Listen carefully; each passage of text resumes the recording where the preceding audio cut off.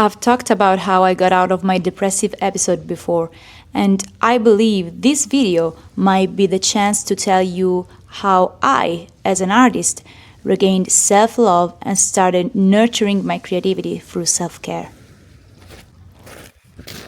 What is self-care for artists, and why is it important? How do we take care of our creativity and artistic expression? What are some common challenges artists face when practicing creative nurturing? How can artists incorporate self-care practices in their daily routine? Can artists prevent burnout and art block? What are some signs that an artist may need to prioritize self-care? What role does physical health play in an artist's overall well-being? How can we set boundaries to protect our time, energy, and mental health? What are some self-care activity or rituals that artists can try? I am myself on a journey trying to answer those questions. Hi, I am Veronica, aka Vespertilio.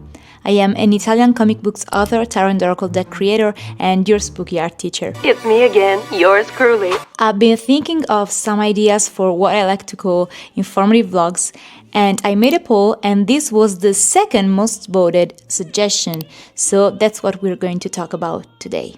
I'm going to share with you some self-care rituals I've been incorporating in my daily routine in the past months. And while we go through it, I'm going to tell you about my ongoing journey with self-care for my artist self. As usual, the video is divided in chapters, and you'll find the complete timeline with each chapter in the description below and first pinned comment. So let's start with what is self-care for artists? The words say it. It's taking care of yourself not only as a human, but as an artist. Nowadays, we are bombarded with informations about how to properly take care of ourselves. And as much as that sounds absurd, we as a society, and in this case, the art community, need to relearn to take care of ourselves. We've been living in a world that constantly tries to show us that there are people better than us, more successful, more productive, more creative,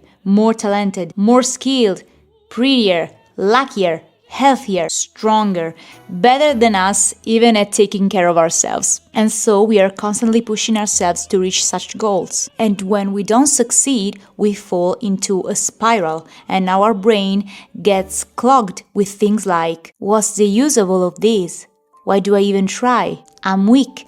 I'm not good enough. I'm ugly. I am a failure. I've been stuck in such a spiral myself not a long time ago. I've talked about how I got out of my depressive episode before, and I believe this video might be the chance to tell you how I, as an artist, regained self-love and started nurturing my creativity through self-care. How do we take care of our creativity and artistic expression? First thing, straight to the point, self-care through art is not self-care for artists. Making art can be incorporated into our self-care routine, but being an artist doesn't mean you have to use art to take care of yourself. One thing I'm learning is that one of the best ways to take care of your creativity is schedule time for it to rest and develop silently into your brain. Remember Ursula's speech in Kiki's delivery service? Could be you're working at it too hard. Maybe you should just take a break. Take long walks, look at the scenery, doze off at noon. Don't even think about flying. And then, pretty soon, you'll be able to fly again. I've always thought these were good advice to help artists to get out of burnout or get rid of art block. But the truth is that those little daily moments of detachment from our craft are actually fuel for our creativity and art. Lately, I've started painting on canvas again after an 8-year break. And I felt the push to go to the art shop and buy acrylic paint while taking daily walks and listening to podcasts. I had an idea for a story I'm writing by staring at the sea. Again, 2 out of 2 painting ideas I've executed were born during my daily walks. I have ideas for my videos while washing the dishes. I was truly skeptic about this. You know how much I care for feeding our inspiration. But the truth is that since I've started incorporating those little moments of detachment in my daily routine, I've started noticing all the inspiration around me much more and much easier. What are some common challenges artists face when practicing creative nurturing?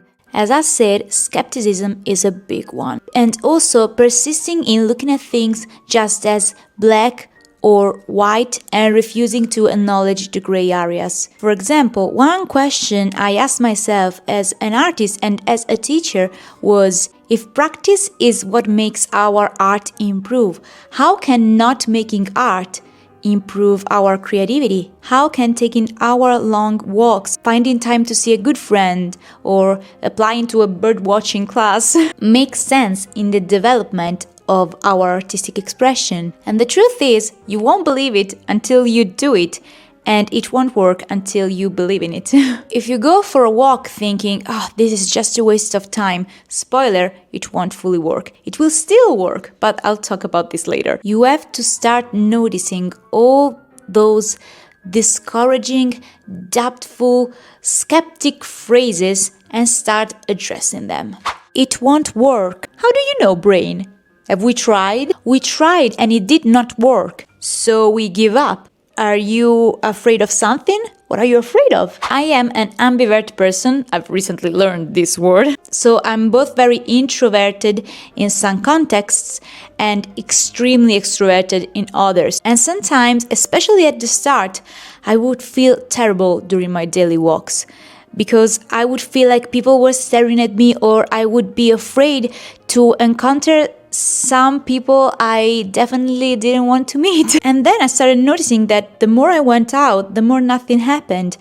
People minded their business, and if I encountered someone, I could just say, I have to go. And the world did not fall to pieces. Anxiety is real. And to fight it, we must face it and stop hiding from it. How can artists incorporate self-care rituals in their daily routine? So, to politely kick skepticism and doubt out of our way, one effective thing I started doing recently is time blocking and scheduling my days. I plan my days with the amount of hours I need to devote to my craft for work, the amount of hours I want to make art for fun and to better my artistic expression, and finding the time for self-care. For example, according to what time I have to leave the house or start working, I usually wake up an hour and a half or 2 hours earlier. So let's say I have to work from home and my workday starts at 9:30. I wake up at 8, and between 8:30 and 9, I journal. I put on paper my thoughts, my dreams, to-do lists, whatever I'm thinking about. As soon as I wake up, I put it on paper. It also might be, I am so tired, I want to come back to bed. Yesterday I ate too much and now I just feel so lazy, I don't want to do anything today. Journaling is creativity hygiene. We use it to clean out our brains and start our day with a lighter mind. Some people do it also in the evening, others do it just in the evening, others might do it whenever they feel like they need to. Feel free to experiment with it. Then I have my breakfast and I schedule time to have my breakfast. I want that half an hour to prepare everything, sit down and enjoy my first meal of the day. Then I get to work, and the first time block dedicated to my job is between 9:30 and 11:30 a.m. Then I stop and take an hour to draw for myself. Might be a simple sketch, a doodle, continuing a previous work. That time is for me and my art only. Then it's 12:30 a.m. and I can either work for another hour and a half or work on my social, plan or create content, or both. 45 minutes of work and 45 minutes of working on social. 2 to 3 p.m. it's lunch break. I prepare my meal, get ready, and then it's time for my daily walk. Between 3 and 4 p.m., I go out for a walk by the sea, which is my favorite place. And while I walk, I usually play some music or a podcast, and then I sit down and just listen to the waves and notice what happens in my brain. what are my thoughts, if any idea comes to mind, and if anything captures my attention, whether it's something coming to my mind, my eyes or my ears, I just write it down, take a picture, or sketch it quickly on my sketchbook. Coming back home at 4 p.m. I start working again. I usually take breaks, but at this point I work non-stop till 7 or 8 p.m. Then I can have again time to make art for myself until 9, which is the time where we usually have dinner. And then I do the dishes and time blocking stops here. The hours before my bedtime are free. I can work if I need to catch up on something, I can draw or do whatever I want, watch a movie, read a book, stare at the ceiling. Bedtime is between 11 and 11:30 and I call it a day. On filming day, I usually kind of invert the time blocking and work 4 hours straight in the morning and then divide my afternoon between more work and personal time. On very busy days, I prefer to move my walks in the evening and keep working right after lunch so that I don't lose my workflow. But I do my best to never skip self-care and personal drawing time blocks. I might move them but never erase them. Can artists prevent burnout and art block? At this point in my journey, what I can say is that I've never been able to prevent those kind of events, but I've been able to face them and use them to my advantage. We can also answer the question, what are some signs an artist may need to prioritize self-care? Feeling like burnout is approaching or like we are starting to feel blocked in our artistic expression can be very clear signals that we should prioritize our well-being in that moment. Think of it this way. I like to go to the beach. I know it does not look like it, given the fact that I look like a vampire, but I'm actually a mermaid in disguise. With that said, at the beach, I have fun, I like to swim and go underwater, look for seashells and jump in the sea from the lower reef. Sometimes lifeguards would bring out a red flag. The red flag signifies that the beach and the sea are not safe in that moment. The waves might be very violent, the current might be too strong, there might be a lightning storm approaching, which means that in that moment it's not safe for us to swim in those waters. And if we do, we might have a very bad time, and in the best scenario, we might get hurt. And so we take a few steps back, go somewhere else, look at the sea from afar, from the comfort of our house or from a cafe. Some of us might even enjoy looking at the storm from a safe spot. And then the storm passes, the red flag gets removed, and we can all come back to enjoy the beach and the sea. How do we translate that into our art journey? Burnout and art block are red flags that signal that in that moment we are swimming into dangerous waters. In those moments, drawing stops being a comfort and starts being a challenge and not a good one. Forcing ourselves to make art during burnout is like swimming against the waves. We get stuck and we get hurt. So we take those steps back. Prioritize daily walks and journaling. Scribbling on a notepad might be our equivalent of going to swim to the public pool while waiting for the storm to pass. What role does physical health play in an artist's overall well-being? I was so skeptic about this, and I've been avoiding movement basically for all my 20s. It is scientifically proven that going outside and moving your body improves everything. And going on my daily walks, I discovered at 30 years old that is true.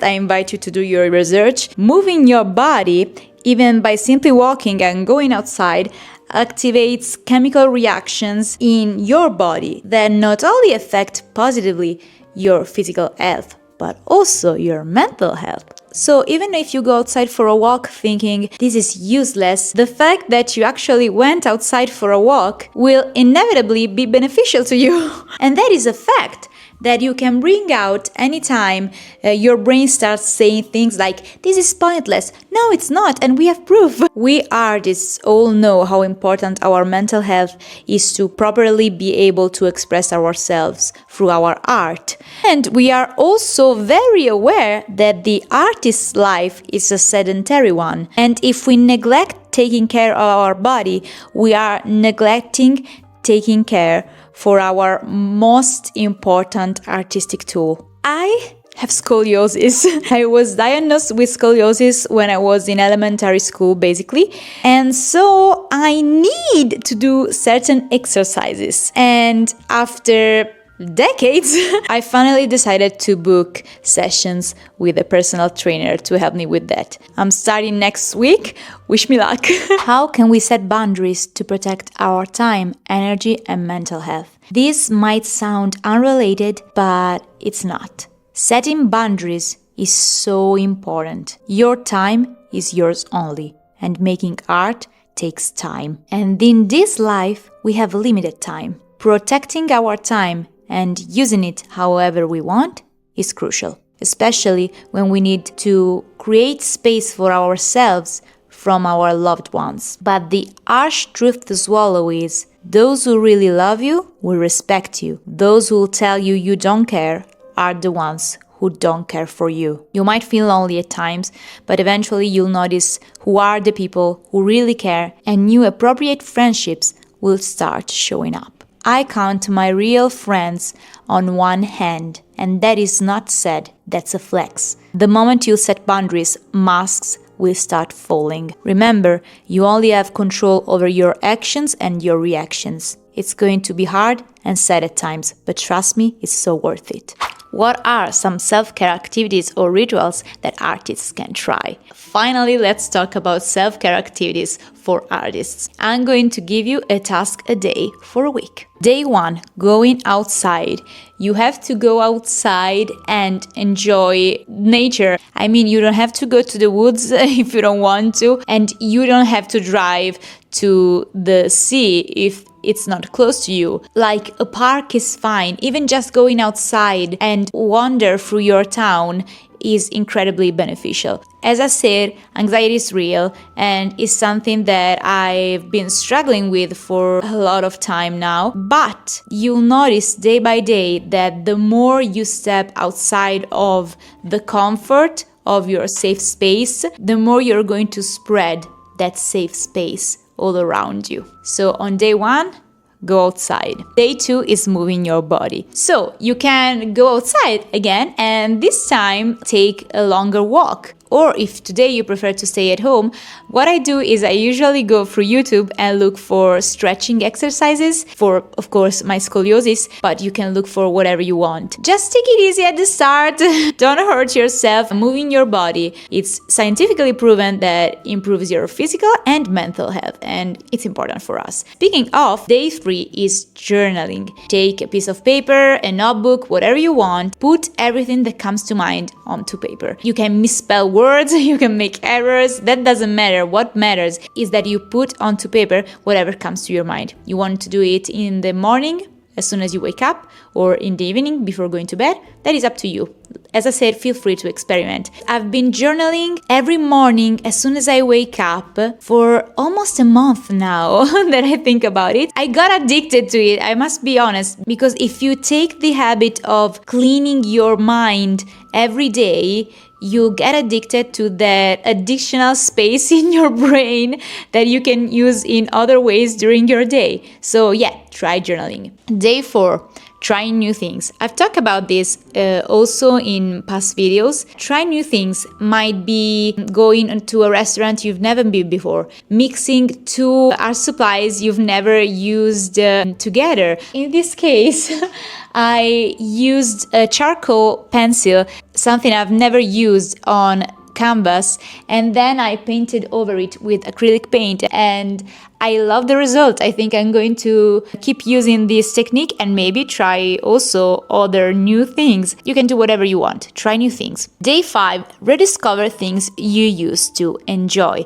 One thing I'm doing recently that applies also to that safe time where I draw for myself only. I've been doodling and making art with oil pastels in the past weeks. Those are all pieces that you might see from afar in the background background of my videos, but I actually never shared on any of my social media. And I love that. Those are art pieces that are just for me. I can make them super messy and ugly, but I can also make very beautiful and elaborated art pieces. Those are just for me. And speaking of, day 6 is making art outside of social media. That is something artists nowadays really struggle with, and I'm struggling with it too. Not everything I do must be for work or social media. You might rediscover something you used to enjoy and keep it as your treasure. Keep it to yourself. And day 7 is craft deprivation, also known as rest.